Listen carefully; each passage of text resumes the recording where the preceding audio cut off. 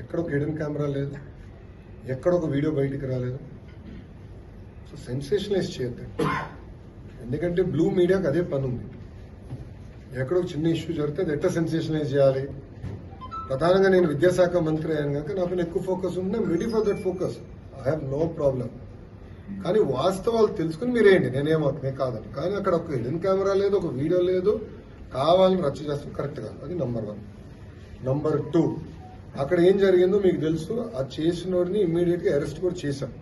ఎరిజం ఒక 3-4 మధ్యలో జరుగుతున్న వివాదం అది. వాళ్ళు అరెస్ట్ చేశాం. ఎవరితో మాట్లాడారు, ఎక్కడ మాట్లాడారు, మొత్తం ఇంటెలిజెన్స్ డిపార్ట్మెంట్ డీజీ ఆఫీస్ నుంచి అది రివ్యూ చేస్తుంది. బట్ హిడెన్ కెమెరా అనేది ఎక్కడ లేదు, హిడెన్ కెమెరా లేదు. As simple as that. ఉన్నట్టు మీరు చూపించండి. I'm ready for school. There is no hidden camera anywhere. Hidden camera లేనప్పుడు కావాలని దుష్ప్రచారం చేస్తాం, కరెక్ట్. 4 మధ్యలో అది ఇష్యూ ఉంది, 4 మధ్యలో ఒక ఇష్యూ ఉంది అందరికీ. But it has nothing to do with hidden camera.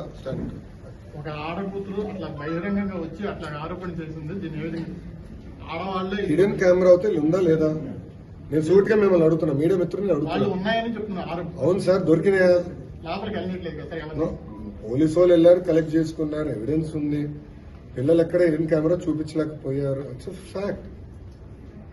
So మీరు కూడా దుష్ప్రచారం చేస్తాం మానేయండి ఫస్ట్.